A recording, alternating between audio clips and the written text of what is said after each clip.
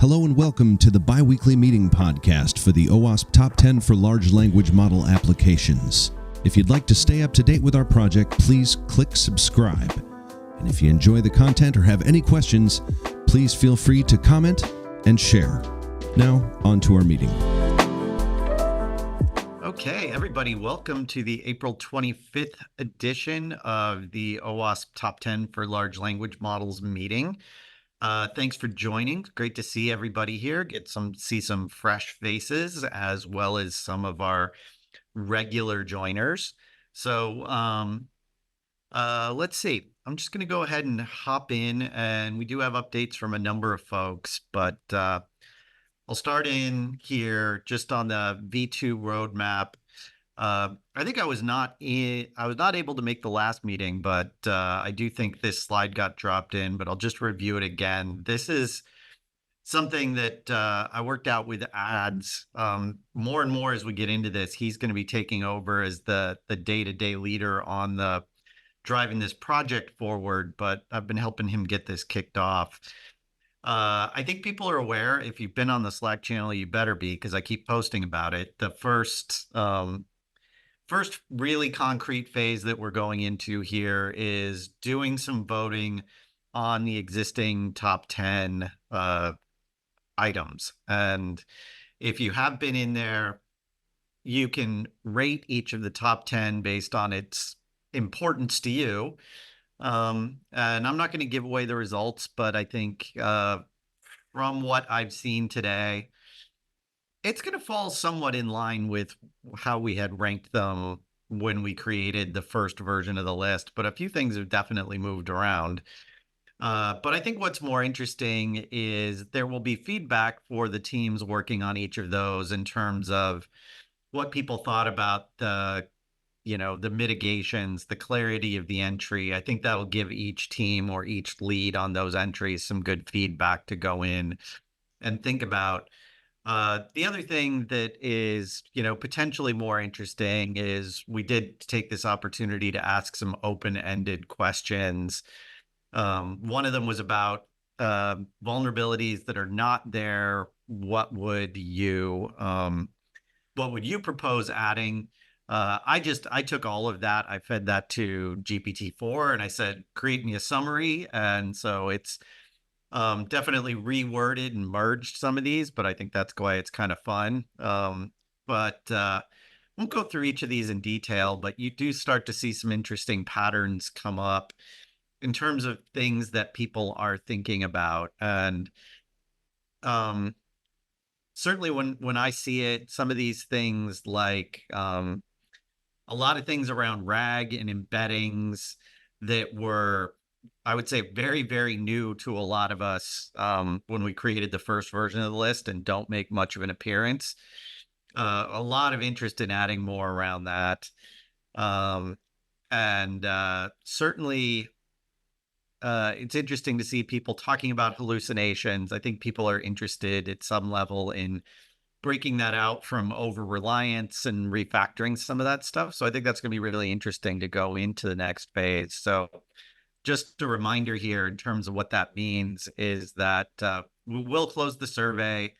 I will do some sort of post-processing on that. I'll put up a blog with the results, and then we're really into the meat of it. And I'll be working with ads on exactly how we're going to run this next phase that will run kind of May and June.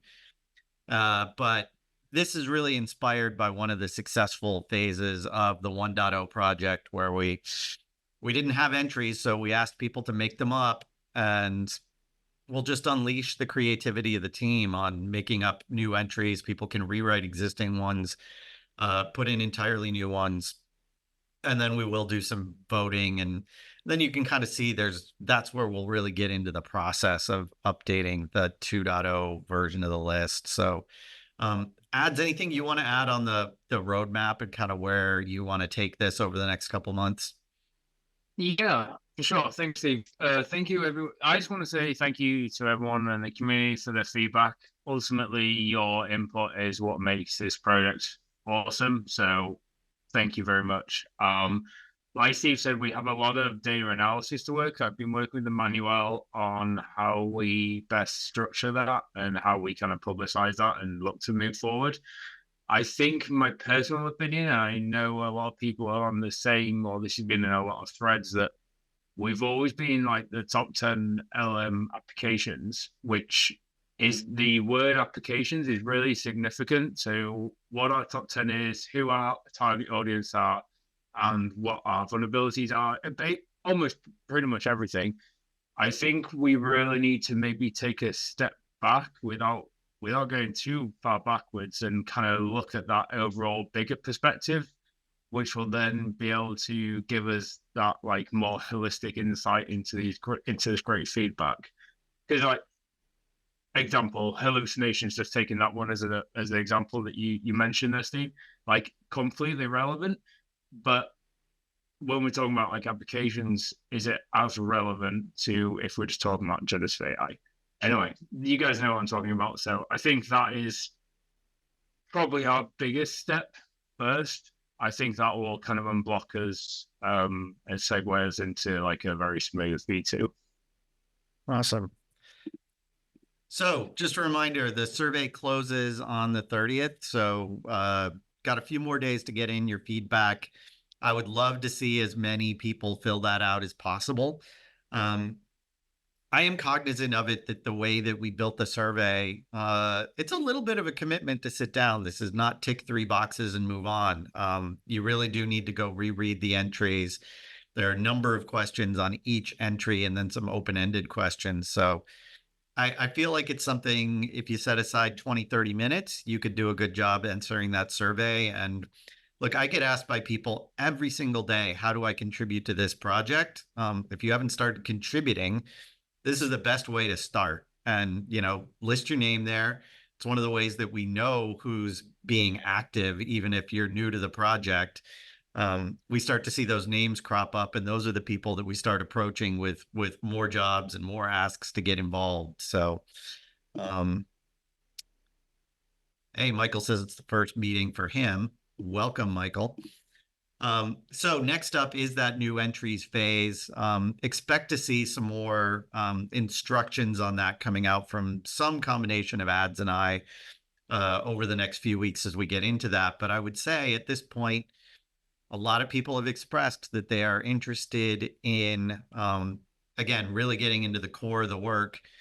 If you want to start thinking about rewriting one of those entries, taking a different cut at it, if you have ideas for an entry that isn't in the top 10 and you always thought something is missing, start to think about it. You can go grab the templates that are there. We may update the entry template some before we really unleash people on it, but I don't think it's going to change radically. So feel free to start thinking about it, and then we'll have a few weeks for people to put those together. All right, so next up, we will get into the report outs from the leads. And Rachel, thanks for dropping that link there for everybody. So I think, Scott, this is you. Yeah, I think it's just kind of a quick reminder to everybody, kind of the things that are coming up today, the week after next at RSA. That's coming closely. So we've got, according to the RSA team, just as a recap for folks who are new, we've got a number of things that are happening at RSA. We've got both sessions that Steve is working on along with Gavin. Those are going to be for anybody who actually has a pass, has a full pass, can attend those. We have those sessions for the group that are there. We also have a happy hour being sponsored by Layer Up. Sorry, Layer Up, covered up your name there with the little call out there. So that's going to be happening on Tuesday.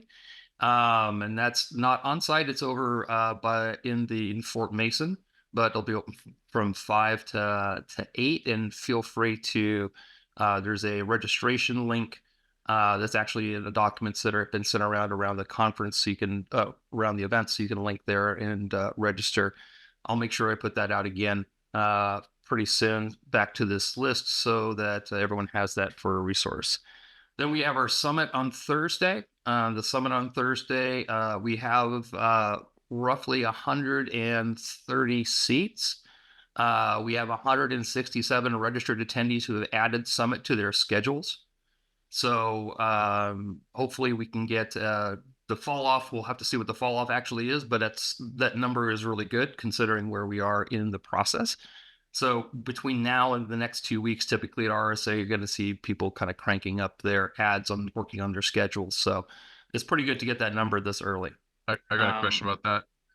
Does it require a full pass to get in to attend that, or can I do it with the Expo pass? Yeah, thanks for the question. So the summit is open to all pass holders. Okay, great, thanks. Yeah, and Scott, we actually have a code we can give to people so that they can get a pass for that, right? That's right. That's right. And I should have included on the slide, but I'll go ahead and make sure we add it out in communications again. I know I sent it out a while back.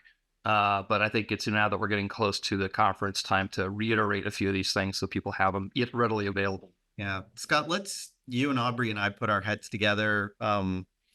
Let's make sure we do kind of a fresh PR blitz on all of this next week. Given that the conference is the week after, remind everybody. So much good stuff here, and two things that people can come to even if they don't have full RSA access.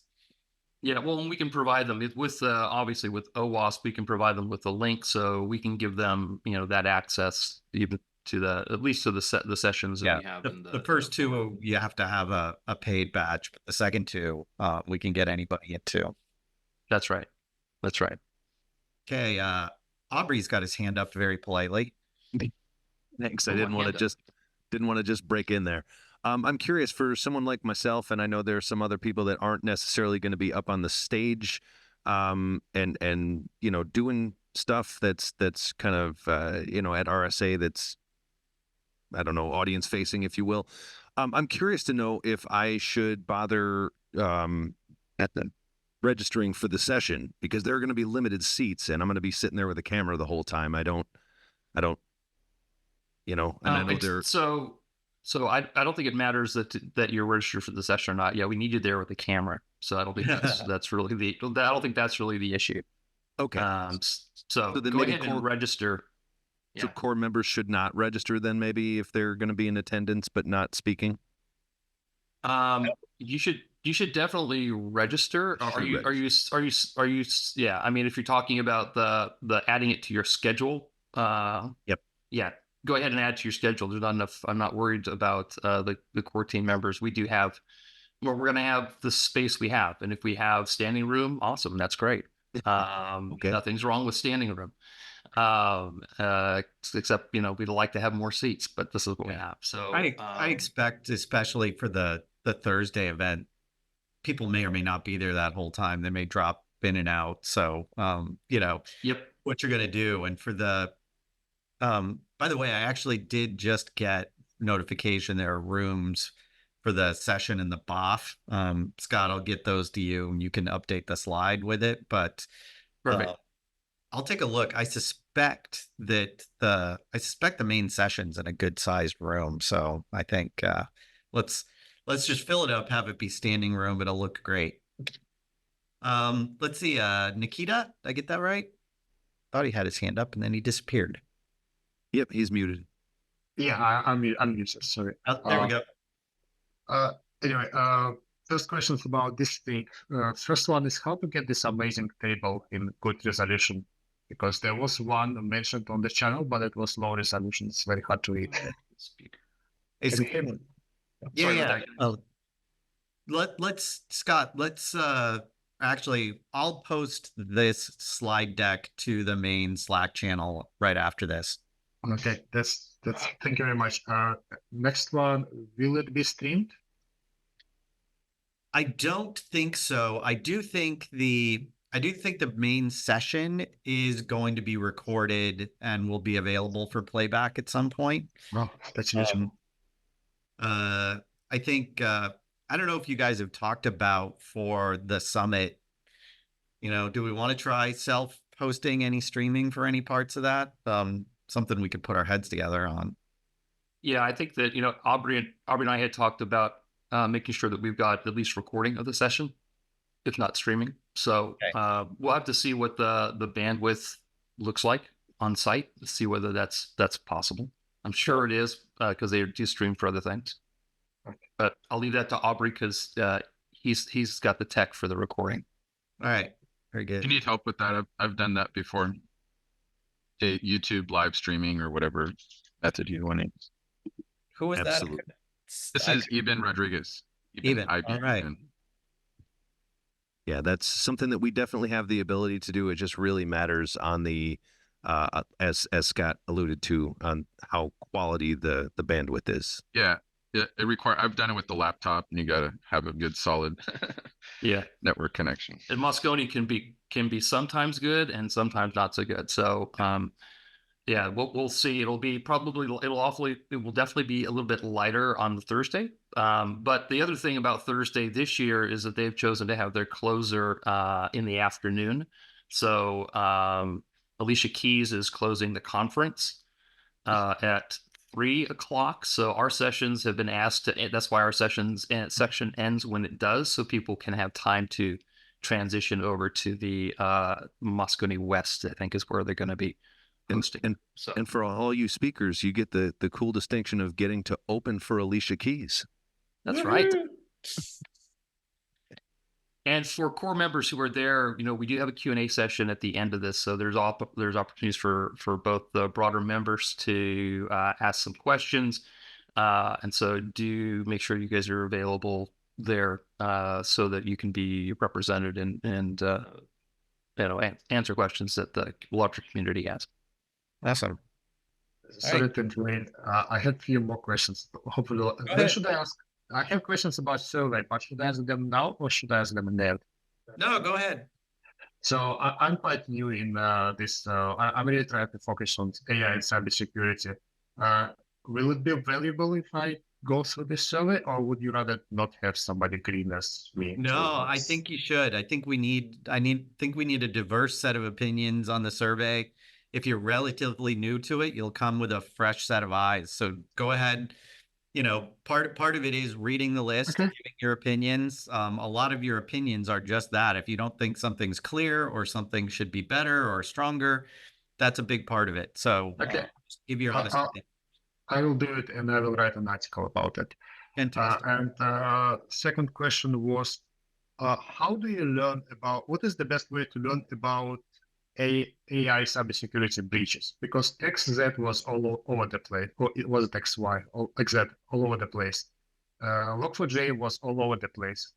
But from AI cybersecurity, the only thing I've heard of personally was some guy trying to buying a car for $1, and some more examples like that. But where do we learn about the real breaches happening or almost happening? Because that would affect the survey.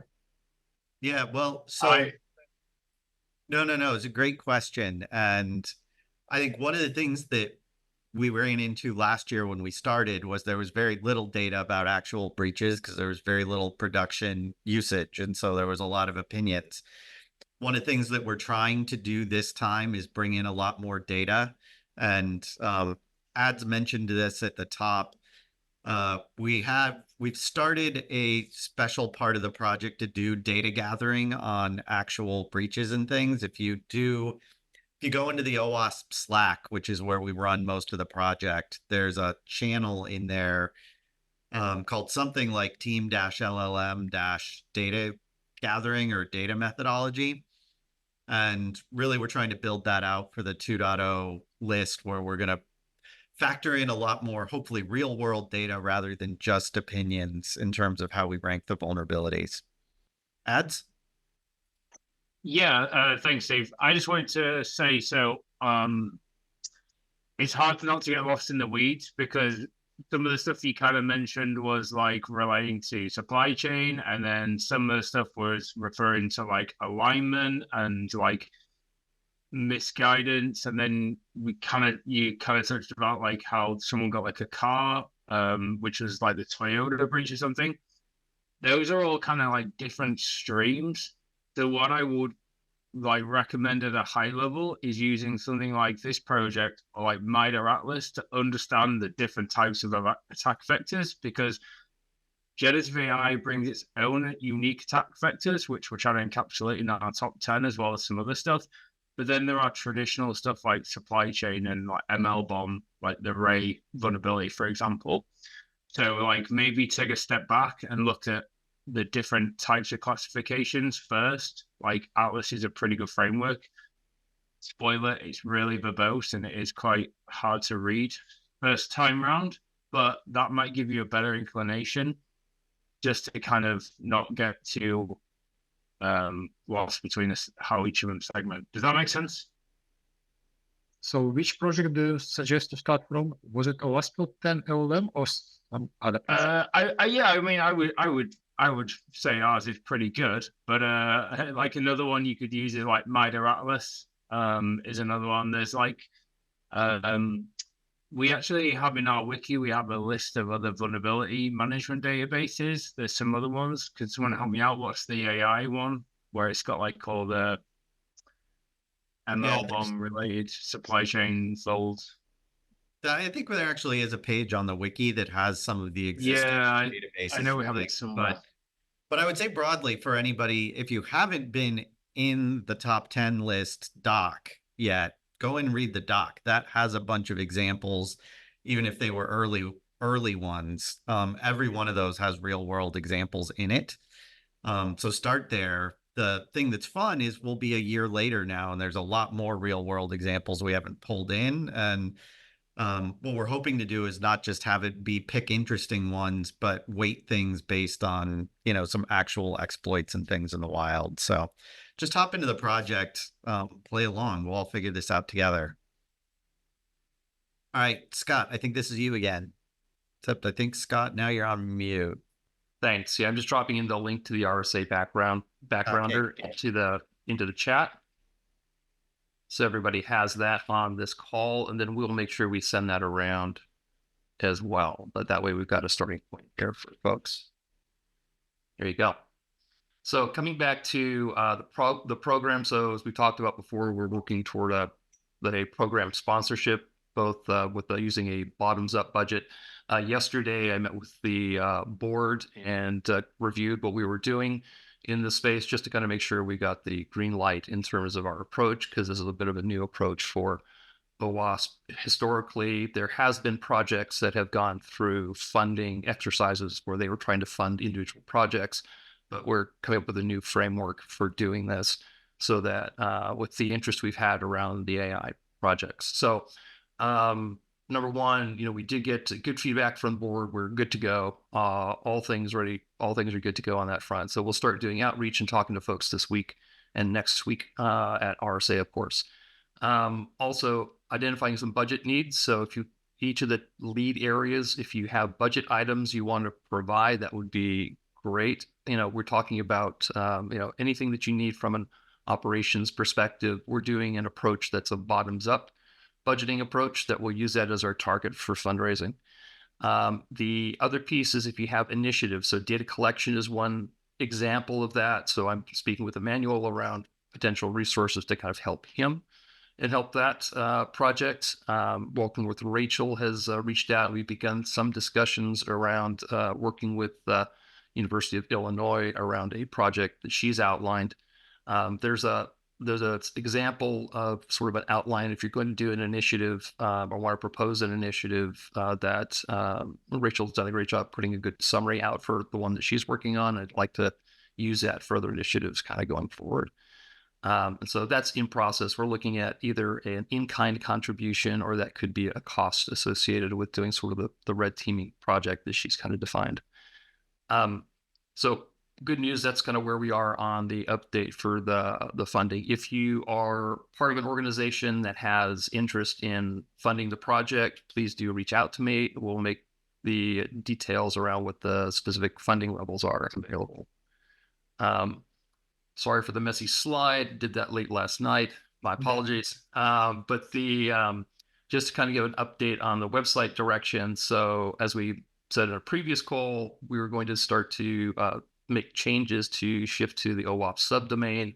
We were looking to move to a more flexible platform that would allow us to do more publishing from a variety of folks. So we are to the point where we do have a staged version of the updated site. And I'm in the process right now of getting with the team and making sure that we're aligned on how we're going to support it. It is a WordPress-based site.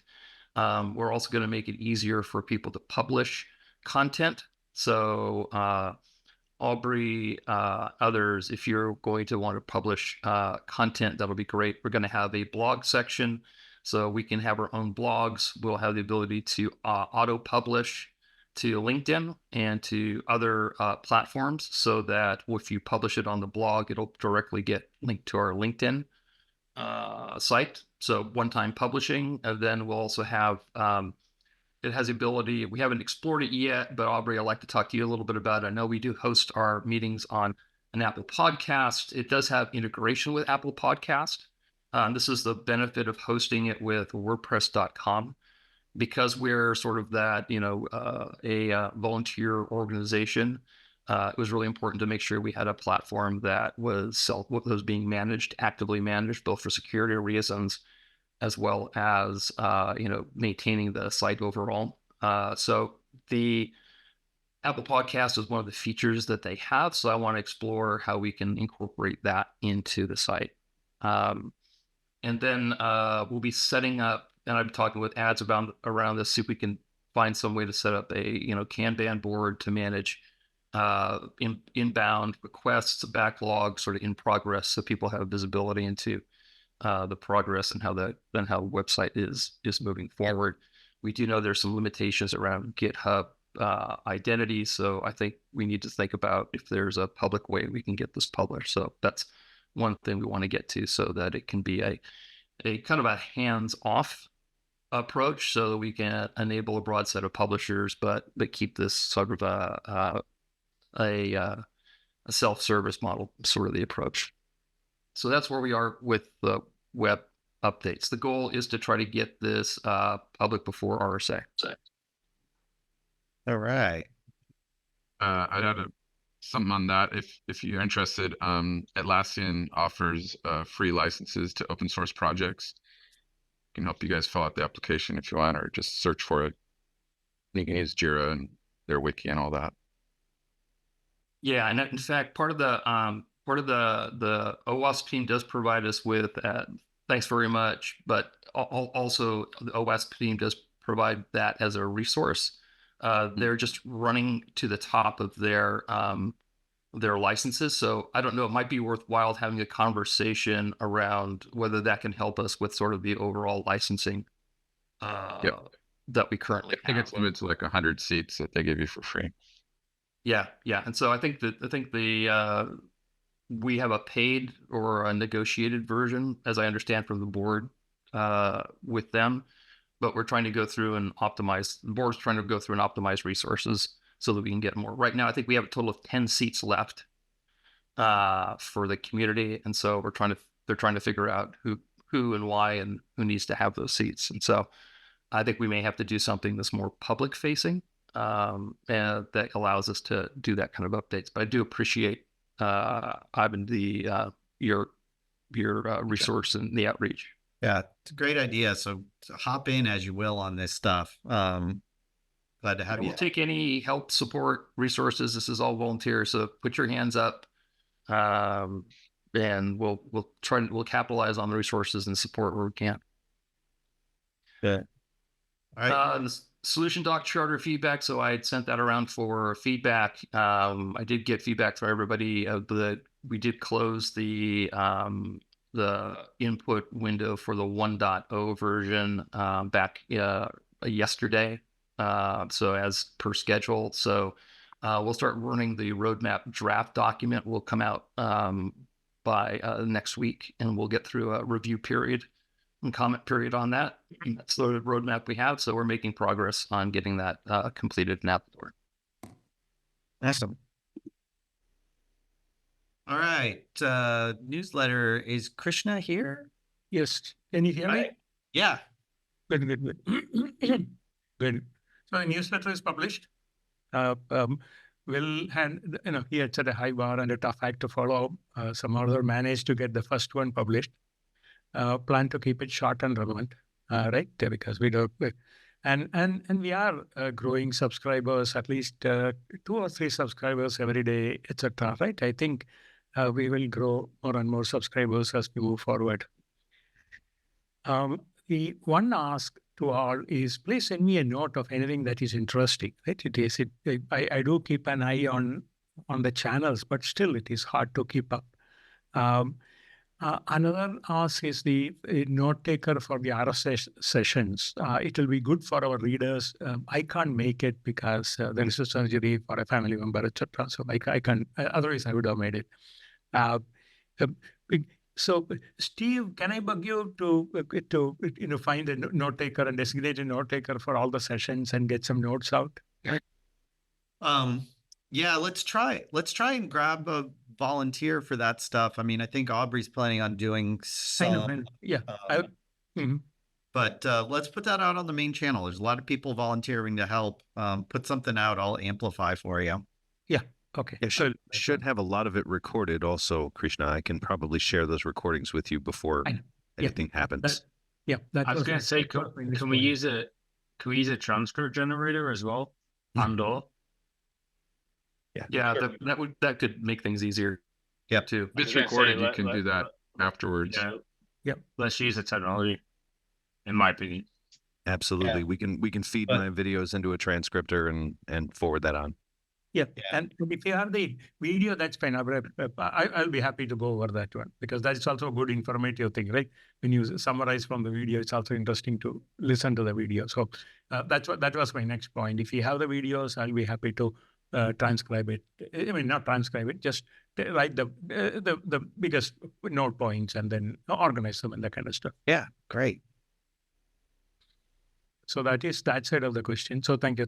That's good, beautiful. Because we want to, the idea is to give the users some interesting to read, right? Not just the news tips or those things we can get from many other sources. Yeah. I'll just say, looking at the stats here, I know this had gone fallow for a few months, so we hadn't put something out. But when you look at that and you say we've got an open rate of 49%, that's amazing for something like this. I mean, if any of the rest of you deal in email marketing campaigns, you open rates for things like this can be in single digits. That means the people who are subscribing to the newsletter are excited to get it.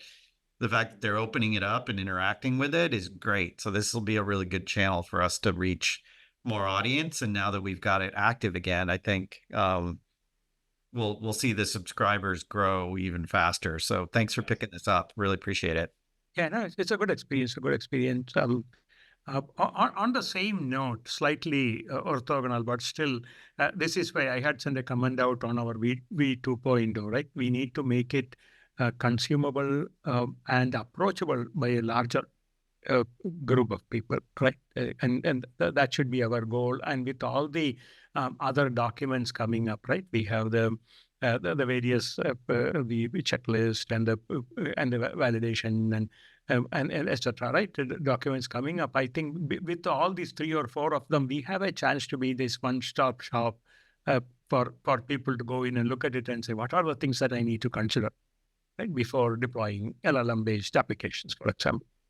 Cool. So that is just a thought that is one of the things that I think would be good for us for 2.0. All right. One more. I have a couple more. Nope, go ahead. Yeah, so I have a couple more ideas. Just think about it, right? I don't want to do if we can do a profile, interview the core team and others or every newsletter, right? So that might be an interesting one. Somebody from the biweekly meetings, which I will do, notes from the Slack channels. Probably there should be something off the beat, right? So, and any other ideas to make the newsletter better, basically to differentiate this newsletter from the other newsletters. Just think about it when you get a chance, right? That is that side. We have it on Beehive. Until we reach 2,500 subscribers, it is free. After that, it is, they had an offer for $39 per month, but I think it is $59 is a larger charge. So if there is a budget, it is $60 per month.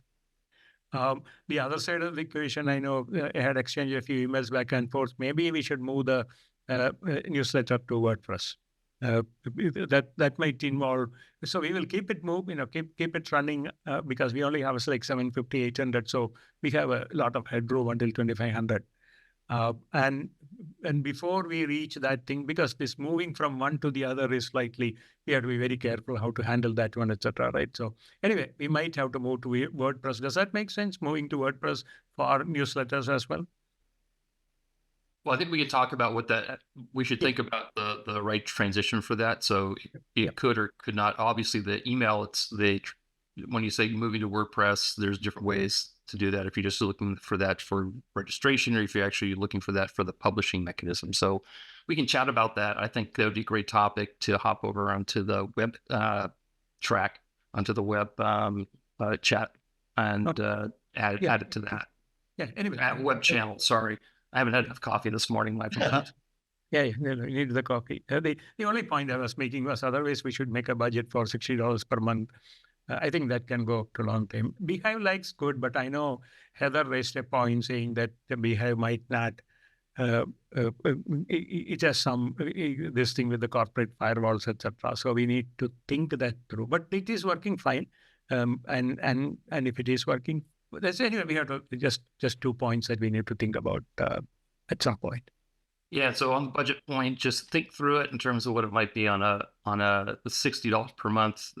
Sounds like approximate, but if we wanted to think about the scope of what you want to do, and then let me know sort of a budget number that could work on a quarterly basis. Yeah. I'll send it. Yeah. Okay, awesome. That's all. All right, I think John is here. John, you here?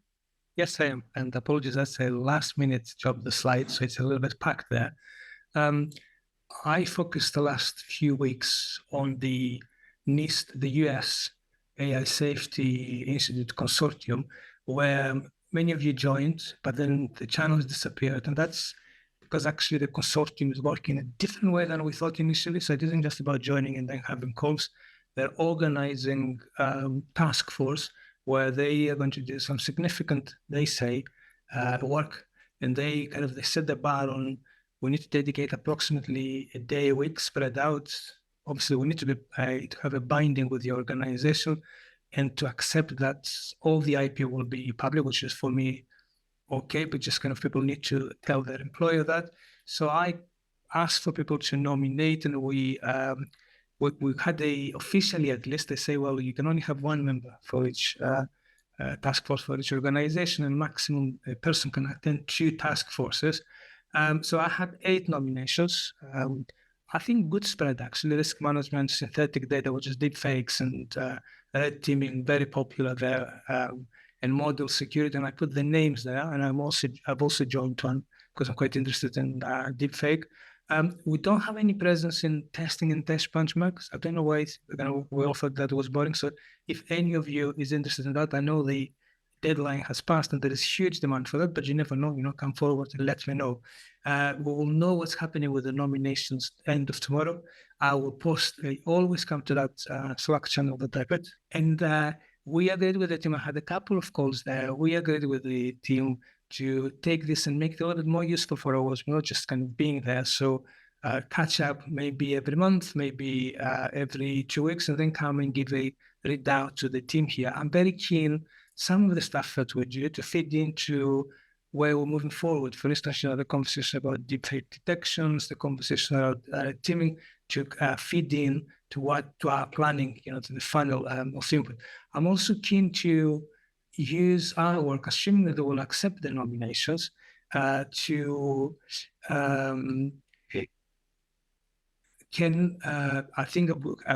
I took that place myself. So if there is any opening, I'll let you know. But you didn't react quickly enough. So the nominations are closed for now. But going back, as soon as they accept the nomination, I want to do a blog post, and maybe Krishna, I agree with you. Actually, I'd be happy to do a newsletter article with you and use it as the springboard for a launch again standards alignment. I think the initial remit, to a degree, we have achieved it. When I look back where we were and where we are today, where especially when I saw as being referenced as the industry standard in the AWS threat modeling tool, when the UK government recommends this as the first kind of security, when you have that great constellation of people that did the deployment guide referencing the checklist, I think that kind of brand recognition as the industry standard is achieved. So now we need to think, well, what else can happen through standards alignment rather than just keep going? And I think some of the stuff that I get out of my customers and other people that I talk to, I think they feel a little bit overwhelmed with all the standards that coming their way. I think actually to a degree, that's why in my personal view, we have been successful, because we took those zillions of pages and papers, adversarial research papers, and make it kind of digestible then. So perhaps, we could actually engage with the rest of the standards community to focus more on the enablement of key customers rather than just kind of producing out. Just thoughts, I will actually send out a questionnaire to all of you asking, what do you expect from standards alignments in the next year? And I will come back with a roadmap, maybe next meeting, maybe the meeting after. And that's my update. Awesome. Any questions for John? I have a couple of quick comments. You can hear me now, right? Yep.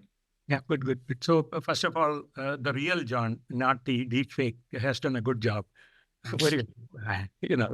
Because I'm the PI for my organization, right? The primary investigator, principal investigator, and John has done I know how difficult it is to gather all the things and get things, that kind of stuff.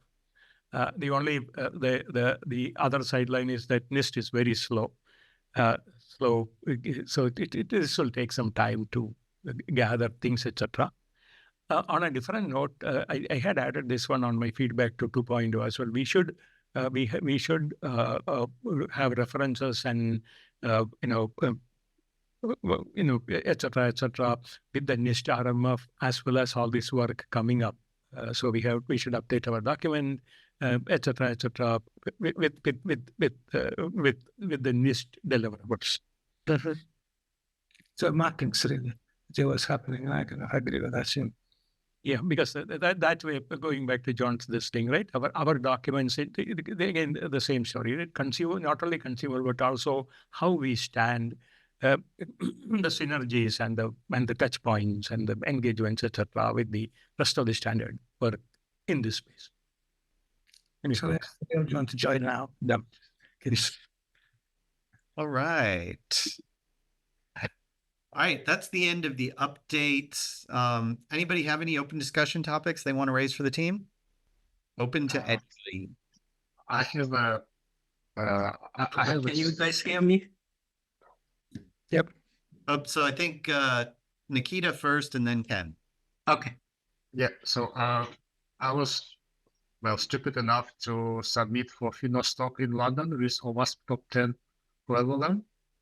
I just love the idea. And so my first idea was to try to hack a local model, but I have no idea how to install it, where to begin with. Obviously, I will start with survey now, but after survey is done, is there some manual, like if you want to hack LLMs and you want to reproduce their top 10 vulnerabilities on your own machine, then you need to follow ABC. Do we have anything like that, or is it too stupid to think about? It's not. Sorry, I'll fill this one if that's okay. So the top 10 LLM for applications are more about vulnerability classes. They're not like a pen testing methodology. There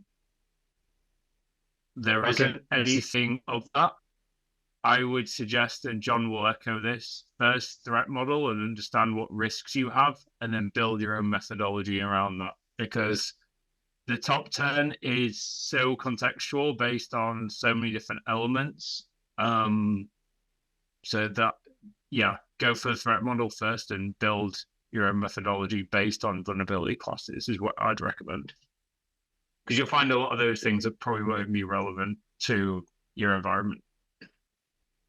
I did see if you try to do prompt injection and you don't have you're trying to do prompt injection for data exfiltration, but you actually don't have it hooked up to a database with sensitive information, then the risk is significantly lower.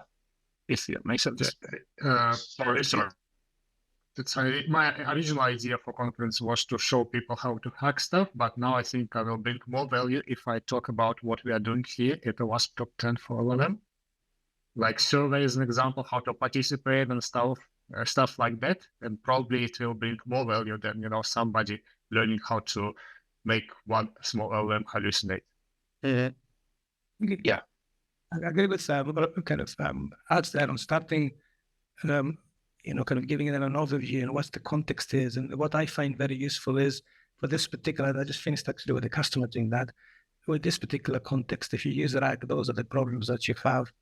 And maybe there you could show, if you wanted to show, in action, an LLM giving you, kind of fake answers, but that's about it in there.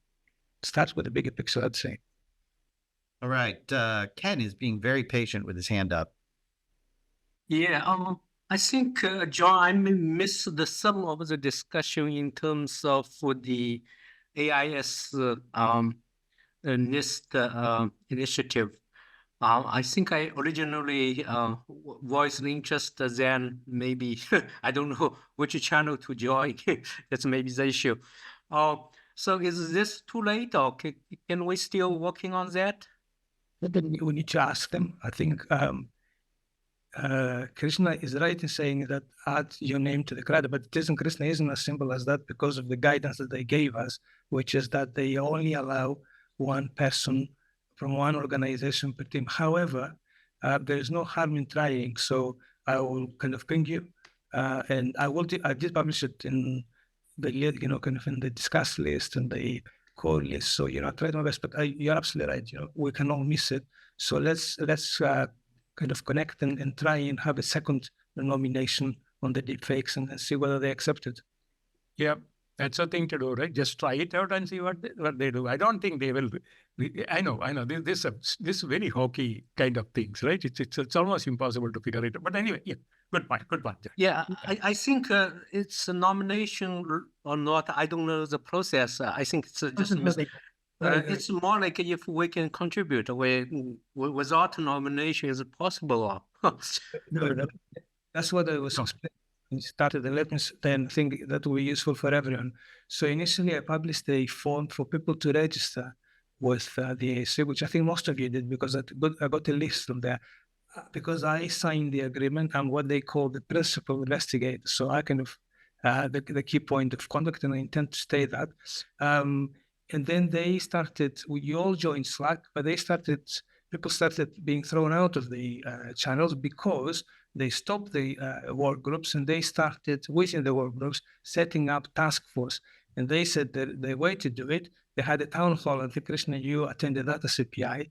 And they said, you need to nominate your people, and you need to make one nomination per channel, and the person can only get task force, and the person can only attend up to 2 task forces. And the expectation is they can spend a day, they have to make that commitment that they have to spend a day spread out per week.